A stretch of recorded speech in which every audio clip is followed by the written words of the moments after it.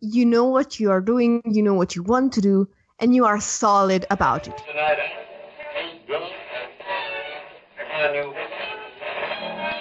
And now, coming to you live from atop the Lavender Town Radio Tower, it's the one, the only Pucko Podcast!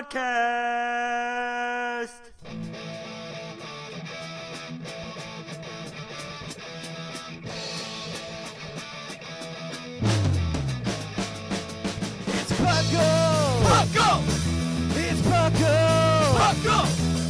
Pokemon Underground Champions League, oh yeah! Pucko! Grab your friends, it's that time again! Listen to the show where the fun never ends! It's Pucko! Pucko! Oh yeah! Pucko!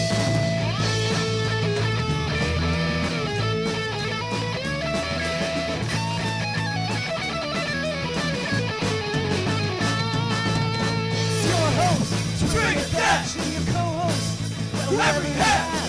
It's Pucko! Pucko! Oh, yeah, yeah, yeah. Pucko! Pucko.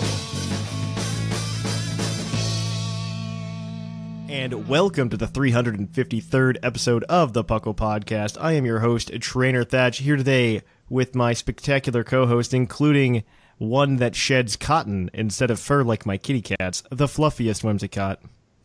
I think you mean Farfaduvet. Farfaduvet. Yeah. I'm sorry. We were discussing French Pokemon names in the Discord last night, and I found out that Whimsicott is not just hilarious. It's actually really, really cool. I'll explain later if we have time. And then, of course, as always, we have the exquisite Sublime Manic. I am exquisite, and as I age, I get better. Just like a fine wine. Exactly. You're a fine wine, Sublime. I am the wine of Puckle. And as always, we are here to bring you the Puckle Podcast. Puckle, of course, standing for the Pokemon Underground Champions League, a nonsensical name that I came up with when I was 16. But we bring you everything from the trading card game to the video game, including Pokemon Puzzle League. We talked about that once. I actually have the episode for that because a listener, fun fact, bought it for me when we first started the show, so I was like 17, and I was super uncomfortable with taking money or gifts or anything from anybody who would give it to the podcast. Unlike now, you could go donate to Patreon. We're big fans of that. I really appreciate that support. However, I was very hesitant to accept it, and I was just like, I can't accept this. And the guy sends me the angriest email in the world. He goes, "It is incredibly rude for you not to accept my gift." And so now I own Pokemon Puzzle League on my Wii. It's very confusing to me. I love Pokemon Puzzle League. It's not a bad game. That's the problem. And it's like one of those games that's actually based on the anime. One of the few that's based on the anime. Back when the anime was super hype, unlike now. So I don't speak of it now. The anime ended with XYZ and then they just stopped making it. So welcome to the show. If you're new, welcome back. If you're old, we're going to talk some Pokemon stuff today. And before we do that, though, I want to jump into it and see how you guys have been, what you've been up to. Ooh. Well, I was on a holiday for a little while. So I thought, I'm going to play so much Pokemon. And I got like one badge in on a Nuzlocke of Pokemon X. Sounds reasonable. That's like real life now for me. I'm like, yeah, man, I'm going to go play some Pokemon. I got some time off today. And then I'll go and sit on my computer and I'll work on some Puckle stuff. And then I'll get distracted and I'll be like, this science thing sounds really cool. And then I'll look it up to see if it's if it's feasible. And then it's just like, well, I should go to bed now.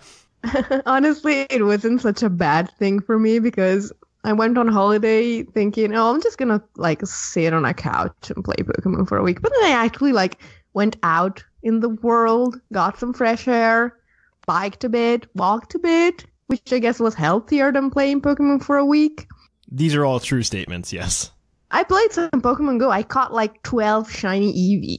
Ooh. Yeah, I was pretty satisfied with that. Man, that's pretty good. I think I caught like 6. I only did one day because I try to play with my wife all the time, and she was working the Saturday. Mm-hmm. So since she was working Saturday, I'm not going to go out and be like, hey, look at all these shiny Eevee I caught, because personally, I don't care about shinies in Pokemon Go. And she cares far more about shinies in Pokemon Go than I do. But you could have gone and caught them and then traded some to her. So second problem, that sounds like a lot of work. And I didn't want to do that. Community Day is a lot of work. That's why I didn't do 2 days. We did the first day, we did Saturday, and we're like, do we want to do this again on Sunday? And I'm like, I really don't. I really don't. I could do like 1 hour on Saturday, and I caught like 4 shiny Eevee, and I thought, well, if I do this again tomorrow, maybe I can get like a full set of shiny evolutions. And then I kind of went overboard with it, and I thought, well, if Gen 8 introduces a new evolution, I'm set. Gen 8 will not introduce an evolution. I am almost certain. I will eat my words. I have enough shinies. It's fine. It's mostly like, yeah, I have enough for each one, but what if I randomly evolve my last 6 and all of them are Vaporeon? Yeah. That's the struggle. Oh, I saw so many people fail to get what they wanted. It was kind of delicious. Yeah, I haven't even started evolving even one of them, and it's good that I didn't, because apparently, spoilers for the Celebi quest, you need to like walk an Eevee and evolve it into Espeon, and then you need to walk another Eevee and evolve it into Umbreon, so why not get the shiny ones done for the quest and get the quest done at the same time, you know? Agreed. That's why I haven't been doing that. Also, when it comes to the Vaporeon, Jolteon, and Flareon thing, I think my wife came up with the best solution for that, which is just transfer them to Let's Go and then evolve them there. But what if you can transfer? What if you can transfer them back? Oh, you can't transfer them back. So that was confirmed. Want them in my Go. What? You can or you can't? You can't. That was confirmed. You can't go. It's only one way. Oh, see, that's why I'm keeping them in my Go, and I'm gonna roll the dice and. I don't know, I guess, like, at the next PuckleCon, we'll all be, like, good enough friends on Go that we can just trade, like, our extra shiny Jolteon for your extra shiny Flareon or something like that. I'm not too worried about it. I mean, I honestly don't care about shinies in Go. I wish I did, but I just don't. Every time I catch a shiny, I just trade it to my wife. I'm like, here you go, you care. And then she's just like, yay, I've got a shiny. She honestly needs to be the person shiny hunting on Twitch. I think she'd make a far better person at doing that, because she'd probably actually have a legitimate reaction. Oh, yeah. Well, I screamed so much when I had shiny Soviet badge. Like, a lot. But I wasn't hunting for it, so I wasn't expecting it. So that may have been why, you know? Yeah, no, I was hunting Bonsly on stream the other week. And I need to get back on stream. I've been really bad about it because I keep traveling for work. And I was hunting shiny Bonsly, and I broke the chain accidentally, and so I'm trying to get back into a Bonsly chain, and I mean, I was at like 200 some encounters for Bonsly and still hadn't caught it. And I'm walking around on stream, and you know, I'm running into other things that aren't Bonsly, and I run into a Rockruff, and it's shiny. Like, just full odds shiny Rockruff. And I was so upset. You were, honestly, you know that, like, this was my first email to Paco, like, 3 years ago, 4 years ago? I don't remember. I still haven't caught a full odds shiny. Never seen one. I couldn't believe it, and I'm just like, man, I want that Bonsly, though. We were working on Bonsly. Gosh. All right. What about you, Sublime? What have you been up to? I've been up to going back to work and being an adult, and that life. That's honestly, that's fair. It's that teacher life. Yeah, teaching. Year 4 as a teacher. Mm-hmm. I'm aware. Yeah, I'm good friends with a lot of professors over at the local university, and so they work with me during the summer, and they work throughout the year as well. But they. One in particular, he was working with me, and he comes in, and he's just like, I hate that class started. And I'm like, why? You've been teaching for like 20 years or something now. And he's just like, yeah, but the kids just keep getting dumber. I just can't handle it anymore. And I'm just like, I'm so sorry. He's like, I walk in there, I teach my classes, and then I leave, and I come over here to work because I just can't stand it over there anymore. I'm just like, that's really depressing.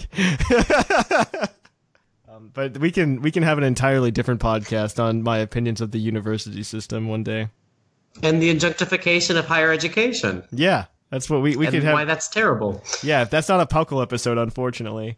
So it turns out there was some crazy Pokemon news. So we're going to change gears here, and we're going to cue that epic music.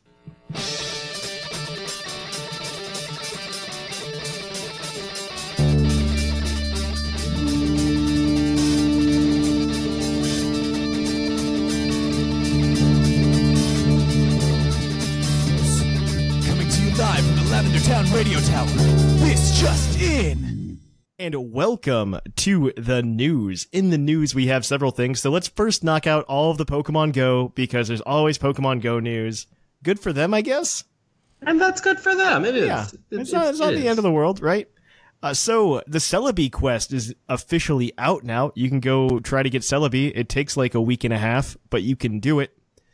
You can go and check that out. All of it's on Cerebi or your favorite Pokemon Go website of choice. You can see all of the special research steps. Go out there, have fun. That came out on Monday. Also, Ho-Oh is coming back. When is that? I think that's this Monday. It's already right now. It's actually going to end on the 27th. Oh, it's going to end on the 27th. So you guys are screwed if you don't get one now. There you go. Get on it. Get on it. Yep. Right now. And then, of course, if you're at Pokemon Worlds like right now while we're recording this and not after it comes out, you can catch some unknown. That's your Pokemon Go. Yeah. Also, Entei is the next one for the research. So good for you guys. Have fun with that. All right. But some other cool news that I think is really fantastic. First of all, starting August 27th, so this Monday, Twitch is going to start doing these streams where they play TV shows, and they've chosen Pokemon as the way to do it. And they said they're going to be doing this for like 10 months. I'm so excited. You don't even know how excited I am just to have Twitch being playing the Pokemon series. They're going all the way from the Indigo League to the end of XYZ. So where the anime ends for Sublime. Yeah, I mean, that's when the anime ends, actually. Yeah, it is a lot. So the idea is, I believe they're going to do 10 to 16 episodes a day, Monday through Thursday. And then they're going to be doing encores on Friday and Saturday. And then they're going to be doing Pokemon movies on Sunday. Oh. So this is a really nice little thing going on, and they said it's going to take like 10 months for them to get through everything, which is believable. And it's a lot. Yeah. I mean, I'm really excited. I don't use Twitch for too much other than our streaming and the occasional stream that I'll watch. But this is actually something that I'll actually use Twitch for, because they're going to be playing the entirety of the Pokemon TV show. And that's something I want to watch. At least like the first couple of seasons. Like up until the end of Hoenn, I think I care about. And then you get into Sinnoh, and you're just like, wow, it's been 50 episodes since Ash got a badge last time. Though the battles in Sinnoh are fantastic. I don't know if you guys have ever seen that, but the battles in Sinnoh. Isn't that when they started getting like real technical, and I'm like, oh no, it's going to use its ability that does this. They started doing that. They started doing abilities in Gen 3, like as soon as abilities Did they like came talk about them? Yeah. Because there were a couple instances where like Overheat and Overgrow kick in with Sceptile and Blaziken. Oh, I have seen that with Overheat in the battle with Flannery. Yeah. It does kick in, so it does happen. It's very interesting. And I don't know, I'm very excited. It's a good time. Orange up until Orange League is super nostalgic for me as a kid. For sure. So I own all of them on DVD anyway, but same. Well, I own Indigo. I own Indigo, Orange Islands, and Johto Journeys. I want to at least get up to the Until Master Quest, which is Season 5 on DVD. They do have those all. I think they've gotten up to Season 6 out on DVD in a full set. I need to double check my records, but I think they've gotten up to Season 6, or maybe even Season 7 at this point. I'm not entirely sure. I would be willing to go all the way through Johto and then stop. Yeah, I mean, that's as far as I really want to go. But I will keep going if they keep putting them out. Honestly, just to own them all on DVD would be fantastic. To be fair, I'd actually prefer them in Blu-ray, because Bo and I talked about this slightly, because they're relaunching the Blu-ray for the first 3 Pokemon movies. And there is actually a difference if you watch the Blu-ray version of the Pokemon movie versus the DVD version of the Pokemon movie. He and I both sat down, we watched both of them side by side, and we noticed a striking difference in just quality and how sharp the animation looked. It blew my mind. I didn't expect to see a difference with the Blu-ray disc. From a movie that came out in the year 2000. On top of that, Yeah. right? Yeah, I would not have expected that either. It just looks much cleaner on the Blu-ray. I don't know how to explain it. And No, I guess I get it, but as you said, like, it's something you expect, but as you said, not from an older movie. Mm-hmm. So if you want to go get Latios and Latios, which are the next legendaries coming out in the legendary year of Pokemon, I guess. Guess what? If you live in the US, you get the Shaft again. Just as everyone, I guess, because instead of everybody having to go to GameStop this time or Game or whatever store, they have to go to Best Buy in the United States to go get your Latios and Latios card. What? Yeah. What? It's getting worse. What? Like, I thought Target was a stretch, right? Yeah. And then we have to go to Best Buy. What's up with that, guys? Everybody else gets it via the Nintendo Network download. Oh, that is I'm done. Nope. The US is just getting the shaft on all of these downloads, by the way, because what makes it worse, like, it'd be fine if Whimsicott also had to go to some store that wasn't Best Buy, maybe. I don't know what they have in Italy. And they could do that. But it was equally as sad. But the problem is, this happens literally for almost all of these downloads, is that Europe gets them in the form of just like an online download. Because that's far more convenient for everybody involved except for us. Honestly, like, even if Europeans had to go to a specific store, like one that was actually in their country, it wouldn't be as annoying as Americans having to go to a specific place, because your country is so ginormous, there's a good chance you have to drive like 4 hours to That's get to a true. store. Especially We for a have Best bad Buy. public transit. Yeah. Especially for Best Buy, because Best Buys aren't all over the place. Like, I can understand Target, I can understand GameStop. Those are prominent stores in the US. Best Buy, however, there are some cities that only have maybe one, and those are cities, mind you. If you live in the middle of nowhere, there's a good chance that there's still a Target somewhere near you, or even a GameStop. I've seen GameStops in the middle of nowhere before. Exactly, but the middle of nowhere in the US is very different from the middle of nowhere in Europe. Exactly. I mean, because you just hop on some bullet train that you guys built with what money, I don't know. And yeah, you have a bullet train now. I've decided that you're now Japan. I mean, we do have super fast trains, but that's not the point. The point is, even if I have to, like, hop into my car and drive in a direction for, like, 2 hours, unless I'm, like, I can't think of a place in Europe that isn't, like, Russia, that you will not hit a city in 3 hours. Yeah, because I can think of several places in the United States where you probably wouldn't hit a Best Buy in 3 hours. Looking at you, Wyoming. Looking at you. So that's honestly, it's so frustrating when they do that. So I'm going to try to get as many as I can so we can distribute them on Twitter and stuff like that, because I know it genuinely helps people out who can't get to it. Though there are people, my least favorite thing is when we give away codes on Twitter, there's always going to be that one message where the guy goes, "Can I have 2?" And that moment, I just skip his name and don't even give him 1. And because it's just like, well, now you're being greedy, you know? Well, just give them the 1. They were just asking. Maybe there were enough extras. And I'm a big believer that it should never hurt to ask. Just say no. You cannot have 2. I'm going to say no, you can't have 2 in a DM and then not give them the 1. That's even more insult to injury. But Oh, God. let's move on with the news. Let's move on. So, Pokemon Worlds are going on right now. Typically, that comes with a big reveal. And you guys are greatly not going to be disappointed with the reveal this year. They revealed there's a new Pokemon card coming to the scene called Tag Team GX, where it appears that you're going to get a legendary mixed with another Pokemon like Pikachu, battling it out. It's a basic that's going to have like 240 HP, not broken, by the way. And it's also going to, if it gets knocked out, your opponent takes 3 prize cards instead of the normal 2 for a GX. I personally don't like them from a collector standpoint. I do play the game. but as a collector, I like collecting the individual Pokemon and their cards art.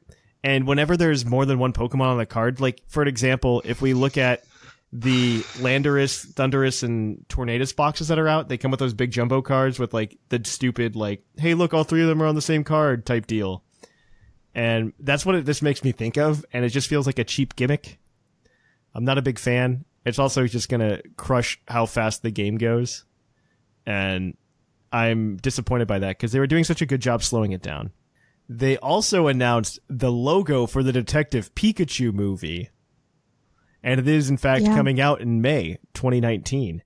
So instead of watching Star Wars, you can watch Detective Pikachu. Wait, Star Wars comes out in May? No, Star Wars, I was referring to the release time schedule of Solo. Like that series of movies, like it's not going to exist anymore. Solo bombed. Solo did it too. It didn't bomb, but it did not meet projections. Yes. It bombed for a Star Wars movie. Yes. Yeah, exactly. Yes. But Detective Pikachu is coming out. No, I'm sorry. I mean, I am going to see something else in theaters in May 2019. Sure. I mean, I am going to see the Detective Pikachu movie. I'm sorry if I sound salty. I just cannot believe that there was such a dearth of news to give out that, like, the logo for the not even the first trailer, the logo for the Detective Pikachu movie was worthy of being one of the 2 pieces of news announced at the opening ceremony of Worlds. Yeah, it's frustrating, but I mean, we can talk about this further, but I don't think they had anything for Let's Go. I don't think Let's Go is a game of substance, and I think a lot of people can agree with me there, mostly because, I mean, my biggest reason to do it is to say that if you look at the Amazon sales, when Let's Go was announced for the first month it was out, Let's Go Pikachu and Let's Go Eevee held, I believe, the 1 and 3 spots on Amazon. And now they're holding something like 61 and 62 or something like that. So that means that the initial hype was there, but then it just didn't keep rolling. And I understand that, because these aren't traditional Pokemon games. These are games that people are going to pick up and play casually. They're not going to play them to try to improve and see the next step in the Pokemon experience. This is something that's a gateway drug. And I commend the Pokemon Company for doing this. I think it's an incredibly smart business move. I think it's also an incredibly smart move, allowing a stopgap between this and the 2019 game. I think this this was just the best move they could have possibly made, when Nintendo is definitely breathing down their neck, saying, hey, we need a Pokemon game to come out in 2018. And then on top of that being like, well, we want to make sure we develop a good game for our actual fan base. That's the way I see it. I know a lot of people are just like, well, this is the bad direction for the Pokemon to be going in. I'm like, yeah, it would be, but this isn't the direction Pokemon's going in. This is just a new thing that Pokemon's doing. I think it's more, it's somewhere in between saying, oh, Pokemon Mystery Dungeon's now a series, right? And saying it's somewhere in between Pokemon Mystery Dungeon and the main series. It's somewhere in there. I know they call these main series games in their press release. I think you do that for several reasons. I mean, they also called the Nintendo DS the third pillar of Nintendo strategy. So let's take what game developers say with a grain of salt, right? And that I think that this is a quote-unquote main series game, but it's not the actual core experience that players expect. Everybody gets the game in 2019. I feel like everybody forgets that. I think Let's Go is a really good testing ground, so that if something does work really well in Let's Go, maybe we'll see it in the 2019 game. Something like following Pokemon, right? Or yeah, people really like that. Maybe they'll be like, yeah, let's throw it into 2019. You know, Pokemon. I almost said Crystal as if it wasn't a game that didn't exist. Pokemon Turquoise and Teal. I thought we were past colors. Yeah, Turquoise is a precious stone. Fun. I know we've done those as well. Yeah, but we're not past that. Okay, so we did X, Y, Sun, Moon. Let's see. Okay, so I would say Jupiter and Mars, but I feel like you're opening up a Pokemon Diamond and Pearl remake. What if you use the astrology signs? You could be like Aquarius, Crystal. I would be so peeved about that for reasons that are very personal to me and that I will explain to you in another juncture. But, Oh my. She's got thoughts, okay? Long personal story. Don't worry about it. I guess like the salt I felt is, I guess, the salt that so many people felt, and I think it's because like I totally fell for rumor that had no grounds in reality. You know, the rumor that a bunch of Gen 1 Pokemon had received renewed copyrights. Oh, man. So, yeah, you're right. So we talked about it on the show, right? And I think what we said on the show was very grounded. I know we made the title somewhat clickbaity, but I thought what we said was very grounded in that I don't think it's going to happen. I just don't see a way for them to do it, especially with some of those names having Alolan forms. I just don't see it happening. And on top of that, if you look at how many sources actually confirmed that happening, I think it was like one. I think it all went back to one tweet. I don't remember this. Have you actually mentioned the fact that the rumor was just a rumor? It wasn't actually true. I called it a rumor. I didn't call it a fact. I called it a rumor because it only came from one source. That there's that Pokemon got retrademarked. It came from one source. Every single article goes back to one single tweet from Jinx Club on Twitter. Yeah, which and claims Joe Merrick confirmed that it wasn't true. So boom. The problem with news is, as usual, the news makes a splash, and then when someone actually speaks up and says, "Wait, that wasn't true," not as many people hear that. So I was one of them. Joe Merrick and I would just. We would have a really good time at a pub together, complaining about things. It's fine. All right, so that, I think, is all of the news. I think we did it. So before we go, Sublime wanted to say something, though, about the Puckle PTU pod. That's actually dropping in like a week and a half, isn't it? Yeah, it's coming up, and I had announced it the last time I was on the podcast, but neglected to mention that it will be explicit, unlike your other Puckle festivities and podcasts. So be aware of that. It's only going to be on Patreon for a little bit first, as kind of a testing ground to see how that kind of mature content plays out. We'll see where it goes from there. Yeah, just something people should know. Yeah. All right, so we're going to kick it on over, guys, to Puckle's Poke Quiz, where we're going to quiz your co-host on their innate Pokemon knowledge.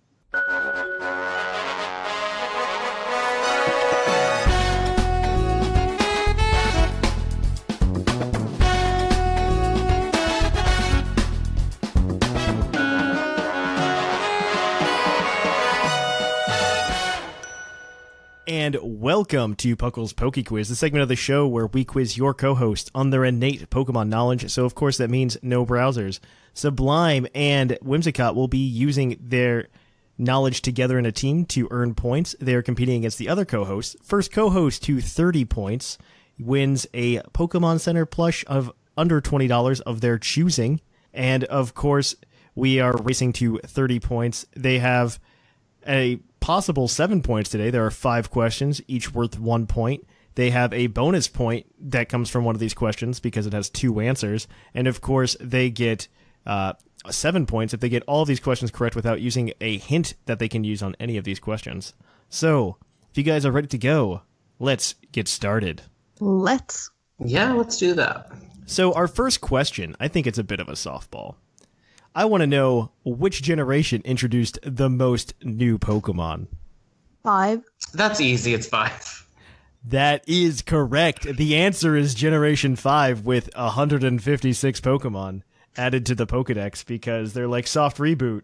And they're just like, you know what everybody likes? They like monkeys. We're going to make 6 monkeys. I was going to say it was because they threw in so many legendary Pokemon. They did throw in a lot of legendaries, but even then, so what they did was they copy-pasted so many Pokemon designs. It's not even funny. So you look at just not the monkeys, like Simisear, Pansear, and Simipour. And Sage, that's it. And if you look even closer, though, you also have look at the weather trio, Tornadus, Thundurus, Landorus. They all look almost exactly the same. Similar, although they changed it up a little bit more for Black to White, too, giving them their alternate forms. Yes, but still, they just copy-pasted a lot of Pokemon. It's not even funny. They did not work very hard to hit that 150 number. Also, Basculin was only created because they did not think there were enough fish. Well, it had They really were like, few wait, water types. they're going It had to much fewer water, and water there's no types. tentacle.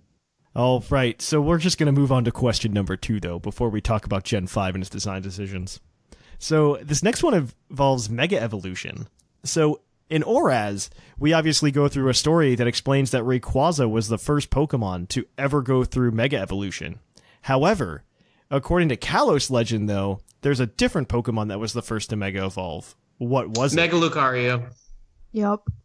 That is also correct. That is your second point today, guys. You guys are on a roll, 2 for 2. We love Gen 5 and we love Pokemon lore. Yeah. Good stuff. It's going well. You're playing to our strengths. I appreciate it. Yep. All right, so this next question has to do with the Pokedex and how it categorizes Pokemon by color. It turns out Generation 7 changed several Pokemon's colors from what they were previously. One of these being the East Coast form of Shellos, the little blue guy. They changed it to blue in Generation 7, so he wasn't categorized as blue previously.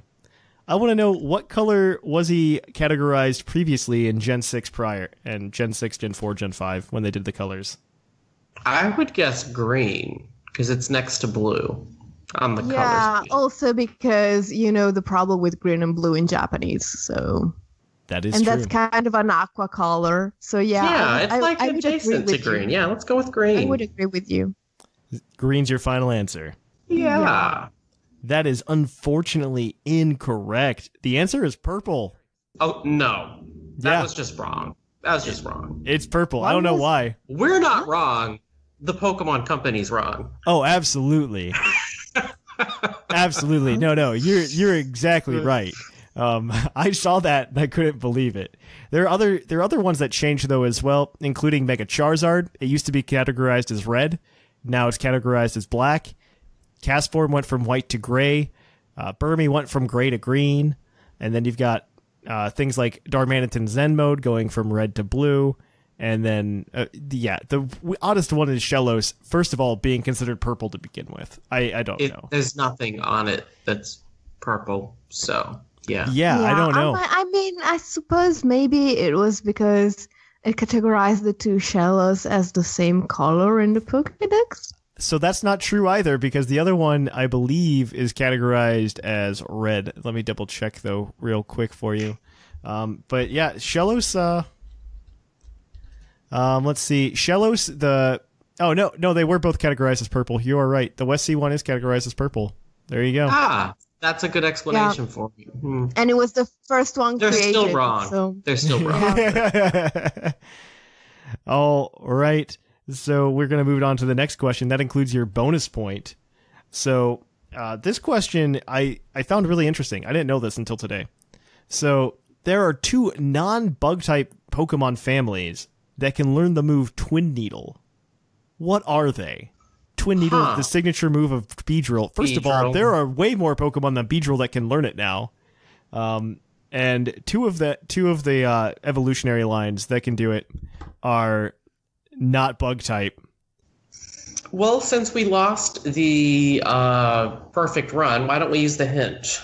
Why don't we discuss it for the minute we get and then get the hint? That usually is more helpful. Okay, because I'm kind of at a loss for this one.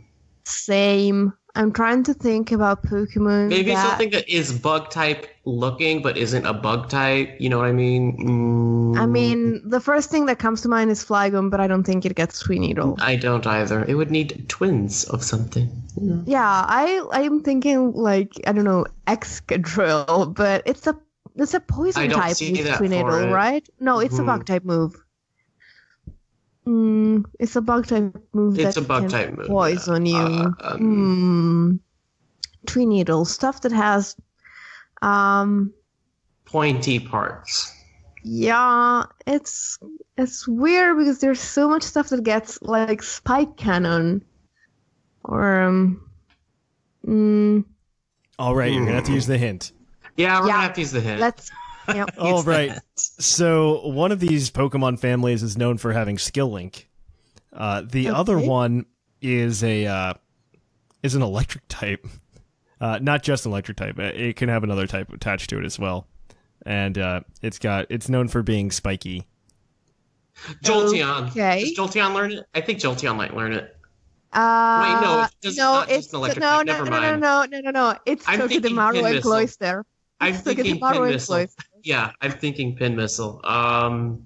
Don't you think it's Togedemaru and Cloyster? I definitely think it's Togedemaru. Does Shelter get Skill Link, or is it just Cloyster? I don't remember. Well, either way, I certainly don't think it's Mincino, so let's just go with Cloyster. And let's think about this electric one a little longer, because I feel like there's lots of spiky electric types. Yeah, That's kind of but Togedemaru is has metal spikes also. So that's more than two. No, evolutionary families. That's what I said. Evolutionary families. Ah. Wait, are So you Shelter trying and to Cloyster, imply- if you answer that, would count as one. Mm-hmm. Yeah. Yeah, so, yes, but you said evolutionary families, implying that they're both part of evolution lines. That and is not standalone. the implication. You Well, dug into that. You made that linguistically, inference. that is the way that works. No, not true. No. Technically, If a you live single alone and Pokemon you is have an no evolutionary family of You're one. not a family. You by yourself, you're going to die alone. Sorry about it. You may have a cat. You might. You probably have 27 of them. Let's go with what we've got, yeah. So the Cloyster line and Togedemaru? Yep. That is correct on both accounts. It is Yay. Togedemaru and Shelter. They both learn it via Egg Move. But I thought that was really interesting that they learned Twin Needle, of all things. Yeah. Isn't that is. interesting? It is interesting. Okay, so that's 4 points for you guys today. And as always, we wrap things up with a base stat question. And this week, our base stat question is about base HP of Steel-type Pokemon. We want to know who has the highest base HP of all Steel-type Pokemon. That is an interesting question. Okay. Let's see. This. Solgaleo. A lot of is times- possibility. What is? Solgaleo? Solgaleo. That is Yeah. a good starting point. I feel like a lot of the legendary steel types have really high defenses and actually don't have very impressive HP. That's right. Celesteela's HP is not very impressive. It's a combination of having good HP, good defense, good special defense, but it's not exceptional at any of those. Yeah. I don't think. And you think of Registeel or Cobalion, and their HP is not impressive at all. They have good defensive other things, but do you know what Solgaleo's HP is? No, but I know it's really, really high. It's the highest for psychic types. Well, It's higher than let's go with that. Wobbuffet.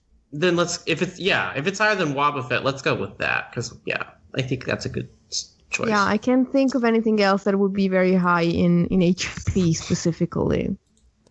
That is correct. That gives you 5 points for today, guys. So good for you. Solgaleo has a base HP of 137. That's quite high. Yeah. It's very high. Bulky boy. He's a pretty bulky guy. Yeah. And, Lunala ties with him, obviously, in terms, Yeah. but it's not steel type. But No. all right, so that does change up the board kind of a bit because everybody who's not Scrawn is actually pretty close together. And so right now, in first place, we have Scrawn with 23 points. Catching up, though, we have Sublime in second with 15 points. Tied for third, we have Mr. Maximus and the fluffiest Whimsicott. Tied for fifth, we have Gator and Jushiro. In seventh place, we have R Sigma with 7 points. In eighth place, we have Dr. Shamu with 6 points.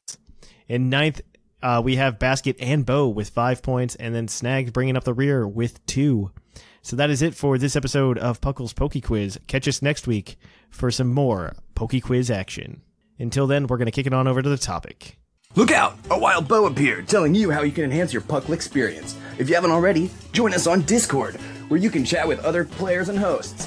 Follow and like our social medias, and come and watch us play on Twitch. If you're able to give anything, try patreon.com or TeePublic, where you can get all kinds of sweet Puckle merch.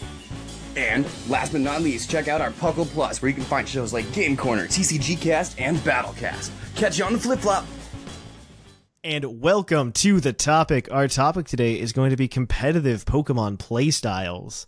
I think this is an interesting topic. Whimsicott came up with it. And it's just very interesting because it's something that we don't talk a lot about in terms of playing Pokemon.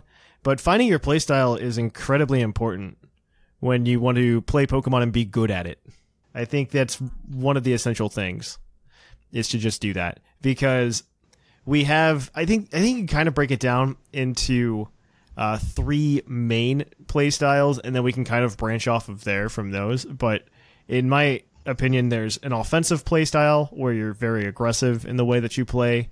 And then there's balanced, which I think is probably the most popular and the one that people typically play.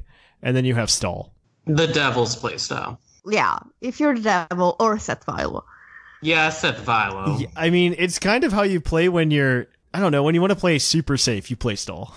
I think that's kind of how you... We can discuss it when we get to stall. Yes. Yeah. But I don't know. I don't know if we're ever just going to go and break them down one by one. But, I mean, you can break these down into a little bit more. I know hyper offense is a big thing right now. It has been ever since Gen 7 became a thing.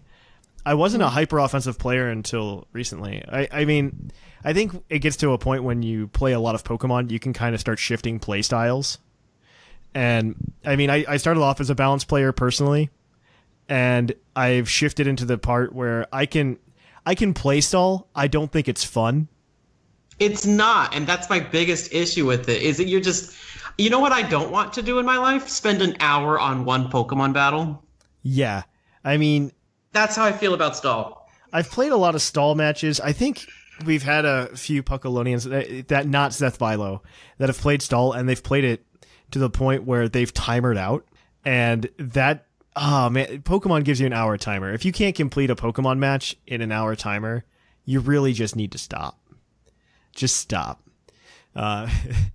Because that's a huge thing. That's just upsetting that you just took an hour of your time and you couldn't even finish a match. Mm-hmm. I mean, you can obviously combine these to an extent, depending on how you want to play. But I mean, I think finding your play style is very important in Pokemon. Like, where you kind of... I would say your home base, especially if you're new to the game and you're trying to find out how to play. Finding how you want to play is a big thing. Do you want to be aggressive the entire time? Do you want to stall and play everything super safe and make the game take an hour and a half so you can still win? And do you not have things to do in your life? Do you not have obligations? Maybe stalls for you. And then balanced is more in the middle, obviously, where you kind of you have your aggressive sweepers, but you also have bulkier stuff to hold you back. And I think that's where a lot more people lie. But go ahead, Whimsicott. I think it's also not just about what you want to do, it's about what you find real satisfaction in. Mm-hmm. Like, if you are a high risk, high reward person, you might like to aim for just a setup sweep, where you bring a really strong Pokemon that needs to set up, like, I don't know, a Swords Dance Kartana or a Dragon Dance Zygarde, I don't know. And you do everything in your power to set up that sweep. If you make it, you win. If you don't, you lose. High risk, high reward. If you are, like, if that's something you enjoy in playing, then that's what you should go for. But if you like something more, let's say, more stable, more consistent, then you might want to go for stall. But if you find stall boring, then you go for balance. You don't just have to find something that you think works. You have to find something that you enjoy doing, because you're playing Pokemon to have fun, right? No, I'm playing it for the glory and the money. Okay. I mean, if you're a VGC player, I can be... You're incredibly correct. These all kind of sit into VGC as well, though I'd say VGC is almost always faster paced. Yes, but that's just like inherent to the format. That's inherent to the format. So, but I'd still say you can still play stall, you can still play I have seen people try to play stall in VGC. I have seen people play hyper offense. Absolutely, hyper offense in VGC is a thing.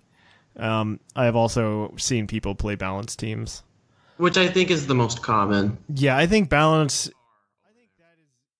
I think that's just easier for people to understand and comprehend, because I feel like a lot of people see Pokemon like Charizard, and we're going from the casual to competitive mindset, right?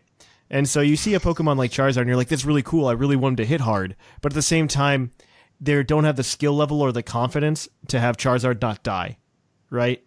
And so you need something to support Charizard, and that's why I think balance comes up more often than not, because you see a lot of people playing safer trying to do that thing. But you can do that inherently now with hyper offense to an extent. Hyper offense has become much more popular in Gen 7. Mostly because of the Tapus. The terrain is just stupid. Yeah, like, good. I wonder why. Because I was running for a while. I mean, one of my favorite teams for the longest time, and it's still one of my favorite teams from Gen 7, was this team I was running that was Tapu Koko, Hawlucha, Mega Sceptile. It was Moxie, Gyarados, and I forget the other two, but they weren't bulky. It was a hyper offensive team. It was a team that essentially, I'm going to set something up, and then I'm going to knock you down, and you need to stop me before I get on too big of a roll. And that was how I played. And I remember doing that because Shamu and I were building that team for Patreon, and he was looking for a team because he and I have team built together enough, and I think this is something that I should explain to people who are looking to get into Pokemon as a whole. If you find a team building partner that you can actually work with, don't ever lose them, because you just get to a point where you understand each other's playstyles so well that you can put something together for each other, and it works out really well. And in this case, it backfired because I was kind of getting to this place where I can kind of play. I have the wiggle room to play whatever I want to play and feel pretty comfortable with it. And so I'm typically a balanced player. Shamu and I were trying to build this team based on, I believe, Hawlucha or something like that. It was Gyarados. We were building around Gyarados. And he and I were building this team together, and we made a joke. I'm just like, wouldn't it be silly if we could put both the Grass, Water, Fire core and the Fantasy core in the same team? Don't you think that would be silly? Which I do all the time. I'm like, and we can make it a decent team. And he's just like, yeah, let's try that. That's not hard, I feel like. It's not hard to do, but to make it a consistent team, I think is more difficult than not. I think you can make a team like that, and you can make it look like you have a good balance. But I think making sure that it's successful on a consistent basis is something different. And so he and I went ahead and did that. He makes this much more balanced team, and he's just like, I think that you would be better with this one. And I'm like, but I built this really awesome hyper-offensive team, and I want to run that instead. And that's what I did, and I think it's a much better team for it. I think it is an absolutely fantastic team.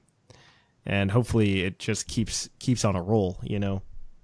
I think one of the, when you were talking about how balance is probably the playstyle you should try going for when you're starting out, I thought of something really interesting. At least it was like this for me, in my experience. But I think balance is the one playstyle that can also, yes, it's a good one to start out, but it's also a good one to make that last step into being a really, really good singles player. Yeah. Because when you play balance, you can actually more easily become aware of how Pokemon is a chess game.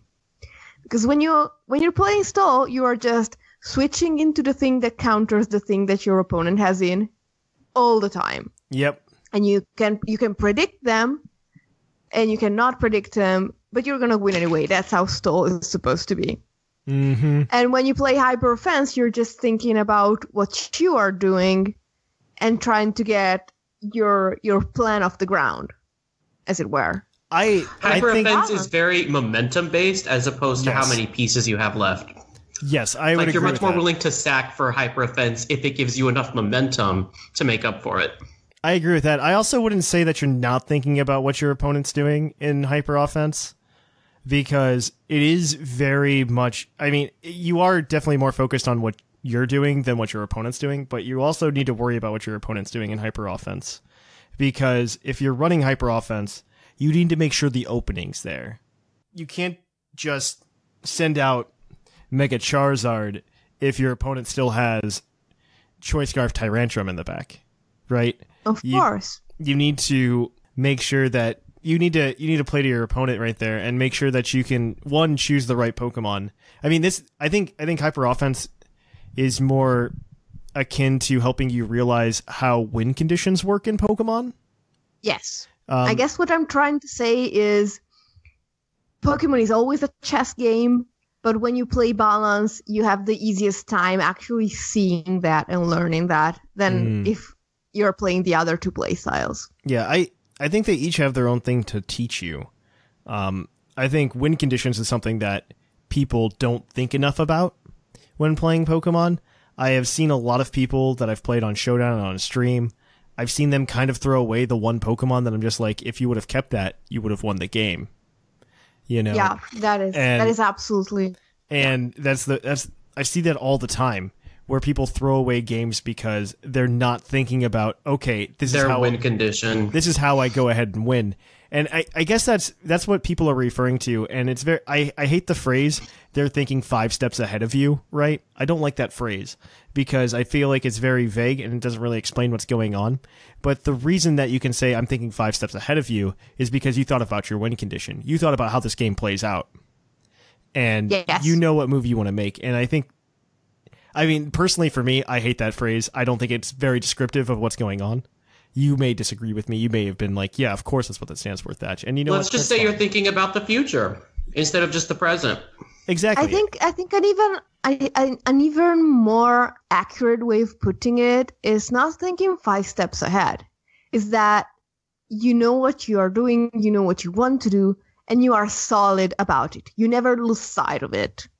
So Exactly. It looks to your opponent as if you are thinking 5 steps ahead. In actuality, what you're doing, you have set a path, and you're working towards the it. win condition. Exactly. Mm-hmm. And that's not, I think win conditions are just, there's big things in Pokemon outside of just playstyles that I don't think people understand. And I think win conditions are a big one. I think people need to be more aware of their win conditions when playing competitive Pokemon. They need to go, okay, this is how I win this game. And that's part of the reason I'm probably not the best VGC player, because I haven't gotten to the point in my VGC skills where, well, yes and no I am, but that meta rotates just so often that I just go, okay, I understand this meta. I can pick out the next 10 steps I need to make to win this game. I typically play it on a 1 to 2 turn ahead basis. And that's why whenever I play VGC versus something like singles, I feel like I'm just like a fish flopping around and just hitting buttons, because I don't know. I'm just like, I don't know what the best play is here. And just because there's just so many variables and it's a different game than what I'm used to in singles. And you have to pick moves so fast now. Yeah. Well, on top of that, I'm also, well, typically with the new pace, and I would say, because I mean, I obviously know what I'm talking about to some extent, because I did okay at St. Louis, and like I did have moments where it just kind of clicked, and I'm like, okay, these are the next like 5 plays I need to make, right? And like it can happen. I'm not denying that. I mean, obviously it does for a lot of people who aren't me. They're better at the game than me. The people at Worlds this weekend are far better at this game than I am, and so they can actually sit down and think about that. But I can understand what it's like to be new to the game, if that makes any sense. And I think it just needs to be said that you start to figure out your win conditions. And honestly, and I say this every time we do any kind of competitive centric episode about learning how to play a game, learning your play style in this episode, whether learning how to team build, learning how to get good at Pokemon. And the answer is literally just go play the game. Because you need to get some kind of intuition on what's going to be the thing that takes you to the goalpost, right? Honestly, I think one of my best learning experiences, and this is going to sound weird, one of my best learning experiences about win conditions was the UUTC last year. Yeah. That I, #humblebrag, I won, but I didn't go in thinking, I'm good. I'm going to win this. I won this in part because I realized as I was going through that I had built a roster with 2 Ultra Beasts, 2 Scarfed Ultra Beasts, and like an Ultra Beast is a very simple win condition, if you will. Like you put a scarf on Cortana or you put a scarf on Nihilego, and if you just can chip down your opponent enough that nothing outspeeds it, that can kill it, and they can Oko everything that's left using like the Beast Boost ability, then you just snowball with that and win. It's a very simple win condition, if you will. Like one you might want to use to learn maybe, but I hadn't even realized that that is what I had done. I had made a roster that was built around the team archetype, chip things down, sweep with Ultra Beast with a scarf. And like I had a win condition and I only realized I had it halfway through the tournament. And then I started basing my playstyle around that, and it worked really well for me.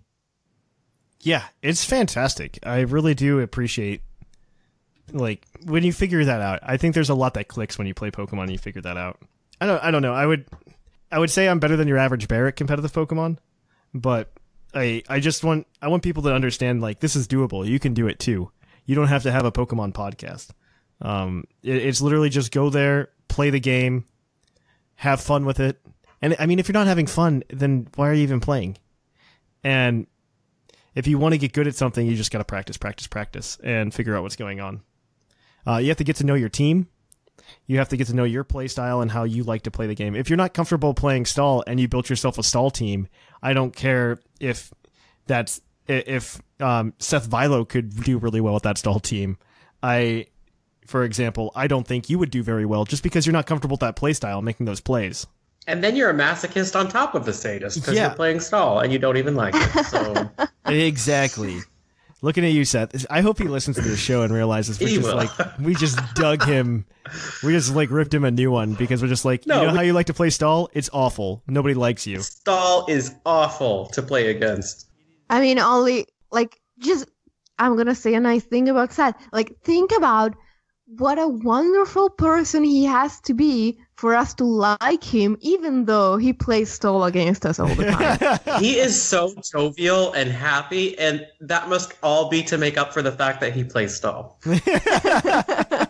I love Seth, but I hate stall. It's all a facade. Same. I guess what we're all trying to say here is what we were saying before. Find something that works for you, find something you like, and then go from there. Stall. But, I mean, some people, like Seth, like stall and can make it work, so... And some people want to see the world burn. I mean, those people should play stall, so we have something to complain about. I just wish they could only play against other stall players so that they can just experience that for themselves. A stall v stall match is absolutely awful, by the way. Awful. It's what they deserve. They should only play against other stall players. There was a time I almost outstalled Seth Phylum, but... That's a story. He got the right roll on Sleep Talk, and that was the end of it. But, I almost did it. I was so close. So close. Interesting. All right. I mean, this is probably a good place to end it. I think, like you said, go figure out what you're comfortable with. Go build a team for it. You can go listen to one of our past episodes on team building, or go look up a guide somewhere. Go build a team. Find a play style you like. Find a team that you can be comfortable with, and then go become a Pokemon master. And I mean, that's the goal of this. Just go become a Pokemon master. And I think that's where we'll leave you guys. So don't play stall. Don't play stall. Balance or hyper offense. Go find yours. And and challenge yourself. Try not to put Landrosty on your team. Please. Please, please. Well, actually, we should all just use Lando so it's 100% usage. And then we can get it banned for over-centralization. But... we're done there. So that is going to be it for the topic, guys. We are going to take we're going to kick it on over to the poke of the episode. So I will catch you guys on the flip-flop. Poke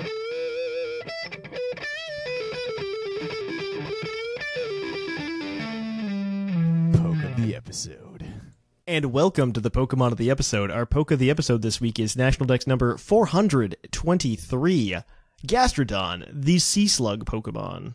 Its Pokemon Moon Pokédex entry states, experiments are being conducted to discover what happens when a Gastrodon is raised in a location other than the sea where it was born. Ooh, maybe it changes colors. Maybe. I hope it doesn't die. Oh, no! Sublime! Wow, that got dark super fast. Well, I mean, experiments is like, I don't know. Experiments can be not what you want them to be. Gastrodon is deceptively good. It's got a base stat total of 475. Which is quite low. Base HP of 111, attack of 83, defense of 68, special attack of 92, special defense of 82, and speed of 39. It's really good because I hadn't realized that the Moon Pokédex entry for the East Sea is the one I read you, and then the Ultra Moon Pokédex entry for the West Sea starts with their shape and color change depending on their environment and diet. I guess they found out. I mean, yeah. I believe right now it's in the OU tier, so Gastrodon's an OU because it's so good. It gets access to Scald, it gets access to Recover, it gets access to Earthquake and Toxic, its ability Storm Drain. The typing of Water Ground is just a really solid typing. Defensively. And then you put Storm Drain on top of it. Yeah. So it can't even get hit by water types. Yeah. It's just going to take a special attack boost from getting hit by a water type move. So free switch it's a free water type immunity on top of that, which is blowing my mind. But Scald, Recover, Toxic Earthquake, that's pretty standard. You max out that special defense, and you max out that HP, and then you just go to town. Just sit there forever, Seth. You're going to have a good Pokemon. There are a couple other moves it gets. It gets Curse, so you can build up the defenses if you really want to. But the standard set for all time has been Scald, Earthquake / Earth Power, Recover, Toxic. Boom. That's the standard set of all time. Slap some lefties on it, and then bulk up the defense of choice. And you just go to town. That's Gastrodon in a nutshell. It gets some other cool, other moves, but it gets Icy Wind like everything now, because it became a move tutor move, and everything just gets Icy Wind. It's really cool for speed control, though. I should say that. Icy Wind's really cool for speed control.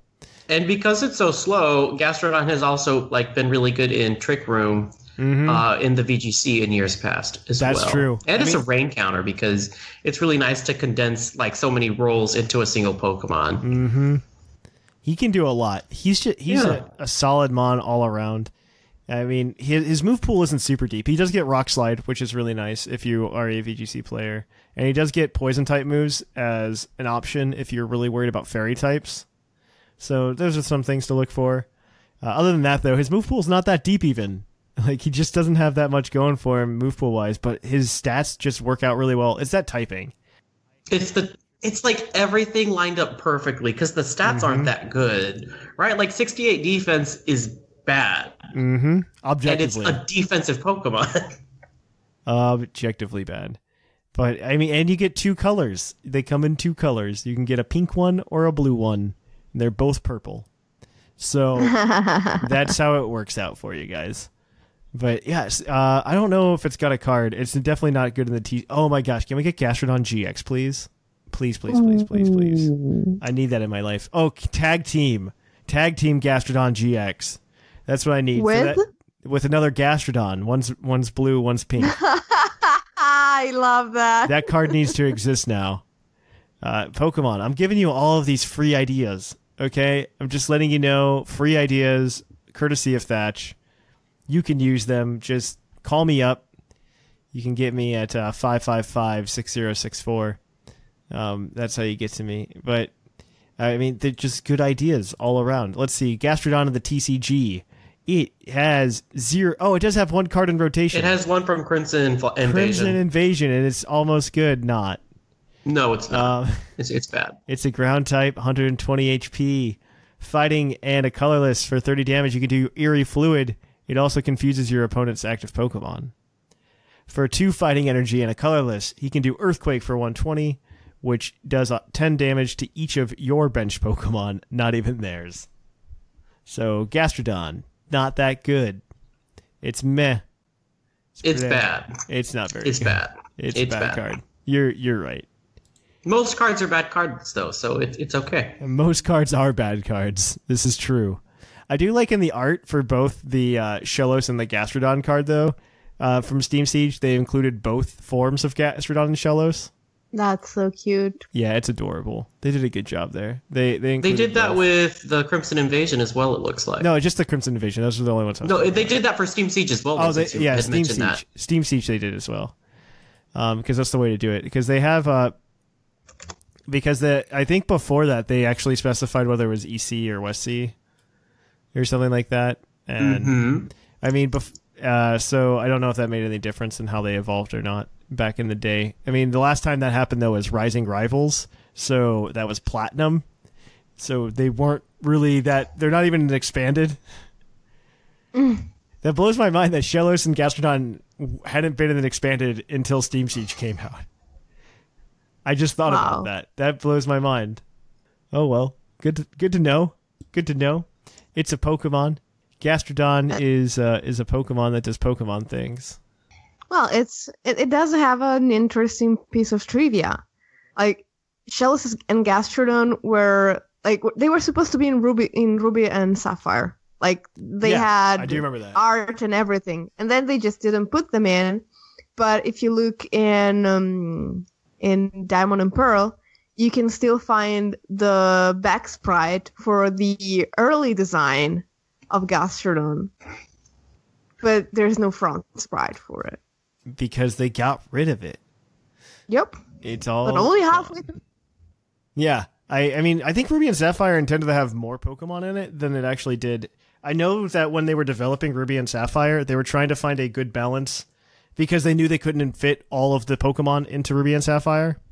They were trying to find a good balance between old Pokemon and new Pokemon. And these were probably some of the new designs they had that just got cut. And they're just like, we can't put these in the game.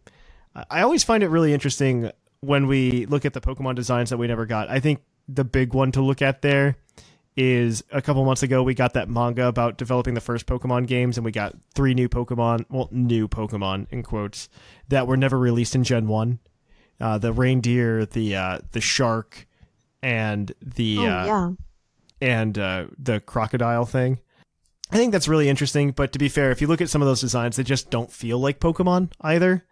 No. And another one is just with the Space World demo that we never really talked about on the show, but the Space World demo dropped a bunch of new Pokemon that we hadn't seen before, including evolutions of like Weepin' Bell with the Sunstone, and Leafeon was actually originally planned for Gold and Silver, which I find really funny. Yeah, but it didn't look as good as it does now, so I'm fine with it. Well, I think if you look at that game, they were okay with just retconning that certain Pokemon could evolve with the same items that existed in the game, and now Pokemon's actually been really good at being consistent with this Pokemon couldn't evolve in the previous games because it didn't have access to XYZ, right? Yeah, there's only one case where they messed up, I think. Yeah, I can think. Is it Mamoswine that could learn Ancient Power? Piloswine could learn Ancient Power in Gen 3, I believe. And that's the only case that they messed up. But they've been really good about it otherwise. Like, they are just very good at making sure that things couldn't evolve in prior generations. Yeah, which I really appreciate. Like, I like a bit of consistency in my fantasy world. Mm-hmm. I like that better than being like, oh, well, now Eevee can use the Leaf Stone. I like that better. I like that we have to take it to Moss Rock to evolve it. And then it gets its little buddy Glaceon. Instead of using an Ice Stone, which is new now, which is a thing. I would be a big fan. I know they do make some of them, but I think they only do it for like the original 4 or 5 stones. They do like little models to have. I would dig like some models of some evolutionary stones though to like put on my shelf. I mean, you can probably find someone who does them for you on Etsy. Yeah, but maybe they won't look good. I don't know. I'm too hesitant. All right, though, that seems like everything for the Pokemon of the episode this week. We are going to kick it on over now, guys, to the mailbag. It's mail time! It's time for the mailbag! Send in your emails!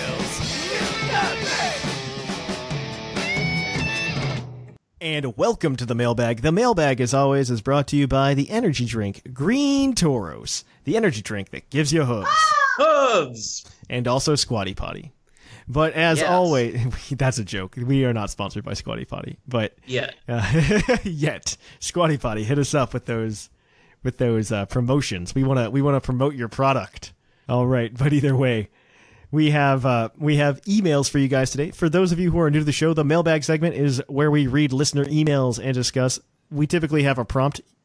The prompt this week was, what Gen 1 Pokemon would you like to see, or what mechanic would you like to see in a future Gen 8 Pokemon game? Kind of like Z moves or Mega Evolution. What do you think is next? And you can send in your emails to pucklepodcast@gmail.com with answering the question of what kind of playstyle do you have in competitive Pokemon? Let us know at our email. So we'll look forward to those emails next week. But let's get to these today. Our first one is from Doc Noximus. Good evening, Puckle. Dr. Noximus here, ready to reclaim my nefarious nature by bringing up natures in Gen 8.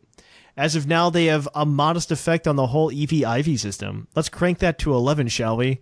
First, hide the number values, but keep the vague hex chart. Do you think you can just scan a Pokemon with your Dex and have it spit out numbers? Yes, please. Yeah. Never get rid of the numbers. Yes, absolutely. In fact, show us the number of EVs too. That would be great. I'd be okay with that. Next, make natures wider ranging. For example, an impish Pokemon might have a boost to cause ailments, but disobey without high friendship. Or a brave Pokemon may resist intimidation, but also occasionally refuse to sub out. A shy Pokemon might be more likely to flinch, but have boosted hidden power. I don't know. I would like these for in-game. Like in-game, the stuff yes. from... like Pokemon and Me. Exactly. This creates a more realistic dynamic game balance that allows for trainers to pick Pokemon by preference over raw stat values.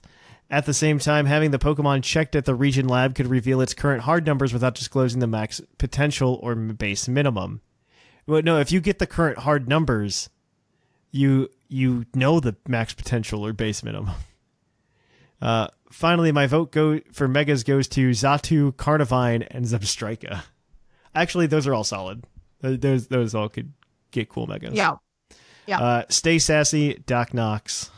Yeah, I don't know about changing natures. I think natures are in a good place. Yep. Don't touch them.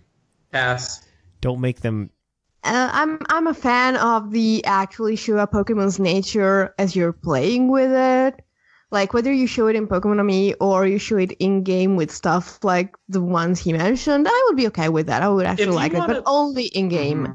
If you want to do stuff with the natures, add a Pokemon a Me feature where they react differently based on their nature. Yes, that's exactly what I was about to say. All right. So this next one is from Duly Noted. All right.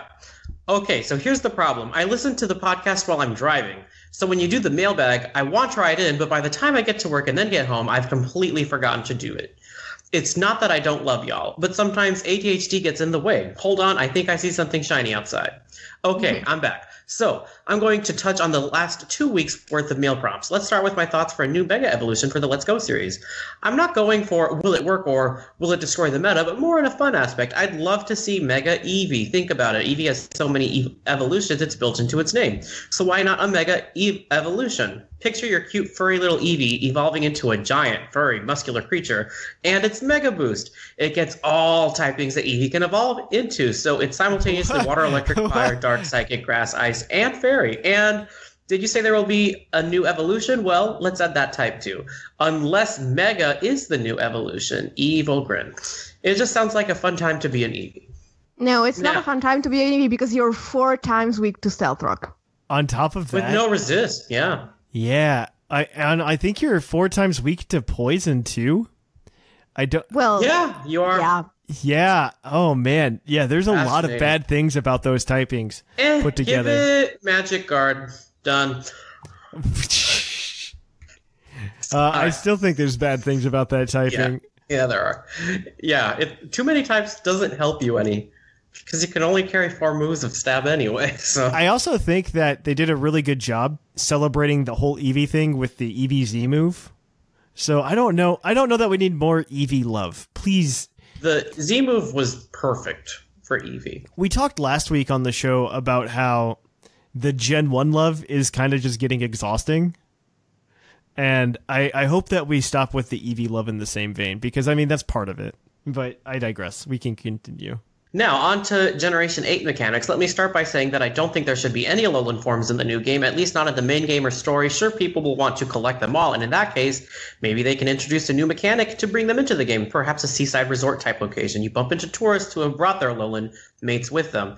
Or perhaps Alola can be a vacation spot included in the game post-game, where you can visit by ship like the Poke Cruise Lines, or some kind of audio, vibratory, physio-molecular transport device. And I give you 10 points if you can tell me what this is a reference to, but I'm not going to do that right now because I'm reading. After all, the game size can be much larger now that we're on the Switch. The point is, Alolan Pokemon are specific to that one small region of the islands, Alola. They wouldn't be found in the wild anywhere else, so I don't think mouthy mega evolutions are going to be a thing, nor should they. It's bad enough that we meet the Tapus, the defenders of the Alolan Islands, have a battle with them, and then say, okay, you are done being the island's protector. Get in my Pokeball and stay there for the rest of your life. But to also take them away from their homeland? Nah, that's too cruel. And now let me close this out by asking y'all a question. Which tree do you think Generation 8's professor will be named after? Keep up the great podcast. I love you guys, and I'll make it for the next PuckleCon, I promise. As always, this email is duly noted. Lyndon. Gosh dang it, Whimsicott. That's a deep cut right there. Oh, so shady. That's shady. A deep cut. Well, you should know that one, Sublime. You should know I that do reference. Know that one. That's why I'm saying it's shady. That's a deep cut. Yeah. I meant it in a good way. It's a deep cut. We'll see. How about Tamarind? Ooh, I don't know. I don't know any other dream names other than the ones that already exist. So I'll be very surprised when we get something else. I was looking at a picture of all the professors recently, by the way, and it's just like, what's the difference between all of these other than which one of these people stands out other than Juniper for being the only female professor, right? We need another female professor, by the way, guys. Agreed. Yeah.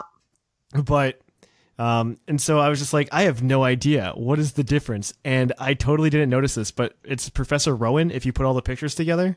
And you know why Rowan's different than the rest of them? Because he's older and he doesn't wear a lab coat. He doesn't wear a lab coat. Ah. Yeah, he's not older. He's about the same age as Oak, I think. But he is like, yeah, he just doesn't wear a lab coat. I think it's because he's outside all the time doing business. Honestly, the way he reminds me of like an actual professor in academia, because they always have to go out to like interact with people to get funding.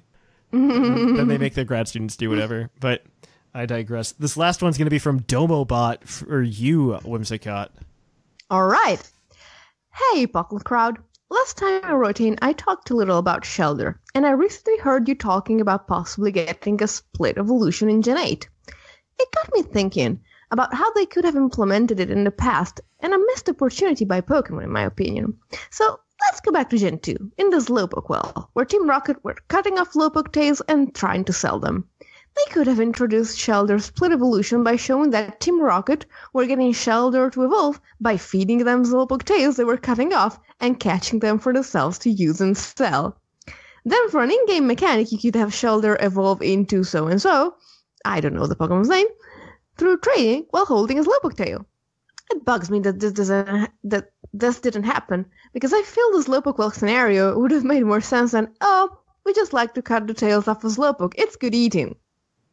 Honestly, it's terrifying, but it's fascinating as an idea. It makes sense. I would accept that as a logical reason. I wouldn't accept that as like a Pokemon thing to do, because TPCI and Game Freak are just more friendly than that in general. It's very grim for the Pokemon world. Very. But it totally makes sense. Like, you bite the tail, and if the tail is still attached, the Slowpoke evolves. If it's not, the Shelder evolves. I get what you're doing, my man. Yeah, I get it too. It makes sense. Okay, now for the mail prompt about Megas. First, I would love to see a Mega Sandslash, only because it's my favorite Pokemon. But other than that, but others that I think would be cool to see would be a Mega Clefable, throw in an extra type when it evolves, maybe Psychic, and kind of a Cosmic Ruler type look. Wow. I mean, Clefable is strong enough. It doesn't need a Mega, but Sandslash definitely does. But I like these ideas. Sandslash got an Alolan form, though. Not a good one. It got looks a cool really one. good. It doesn't have to be good. Aha, pun not intended. But, I'm sorry, let's go back to Mega Clefable before I cry about how I drafted Alolan Sandslash and never managed to bring it to a single game in the PDL. Mega Clefable. Make it hover and give it a dark blue cape for fun. Make the wings as big as its body and have the roll on its head unroll to a small antenna that can shoot beams out of read minds or something cool like that. Oh man, this boy has ideas. Wow. Also, Mega Type Fusion would be amazing to get. I can imagine it getting a Rock or Steel type added, and it gaining a Molten coat on its back for protection, made of rock or steel, along with some other aesthetic enhancement and a defense boost. One last thing about Mega Machamp's look. I imagine the top two arms getting bulked out to almost the size of Machamp, and planting them on the ground, and then it could use them for mobility, as a shield when needed, and used to hold itself up so that it can fight in midair. Kind of. I know it's silly, but that's what came to mind when I heard it was getting a Mega. Sorry if this email was too long, I tried to keep it short. Love the show, and keep up the good work. Well, thank you, and it was maybe a tiny bit long, but it was full of interesting ideas, so. Absolutely. But yeah, that is it for the mailbag. Anybody you think should get it, guys? Who has it already? I think almost all of them have it. I don't know if Domobot does. Well, I think they were all good and could all be deserving. Yeah, you all win it. Yeah. Whoever doesn't have it. Yep. You all get it. Yay. You get a green Tauros badge. You get a green Tauros badge. Come to the Discord and grab it. Of course, like I said last week, you can send an email to pucklepodcast@gmail.com answering what is your competitive play style. We look forward to it. And of course, as every week, if you want more awesome Puckleness, first of all, check out the Puckle Plus feed where we have the TCG Cast, Battlecast, and Game Corner. You could also follow us on our social media on Facebook, Twitter, and Reddit to find out if anything crazy is going on. You go to our Discord server to hang out with us throughout the week. You can also come to twitch.tv/thepucklepodcast to hang out with us. And of course, you can go to Patreon at patreon.com/pucklepodcast to help out and support the show. Also, get to listen to that Puckle PTU podcast that's coming out. What day did we say that was? The first Wednesday of September? Sure. September 5th. I think it's September 5th. September 5th. That's when it's happening, Pretty guys. sure that's what Be we there said. or be square. All it takes is $1 a month to listen to that. And it's explicit, so don't be surprised. Yes. And also, if you want to support the show in other ways, you can check out our TeePublic store where you can buy all of our fun, crazy, wacky products in t-shirt form or onesie form for your children or throw pillow form for your comfort. And of course, you can also go to Twitch and give us Twitch Prime subscriptions if you have them there. We really appreciate any support we can get. If not, the best support we can get from you guys is just having you listen to the show. And as always, we appreciate you. So until next week, guys, here in the Lavender Town Radio Tower, I'm Trainer Thatch. I am the fluffiest whimsicott. And I'm Sublime. And it's closing time.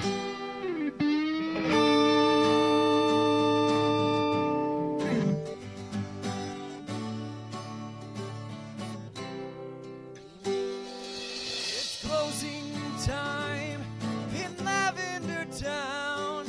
Time to say our goodbyes. It's closing time. Farewell, my friends. I'll catch you on the flip side.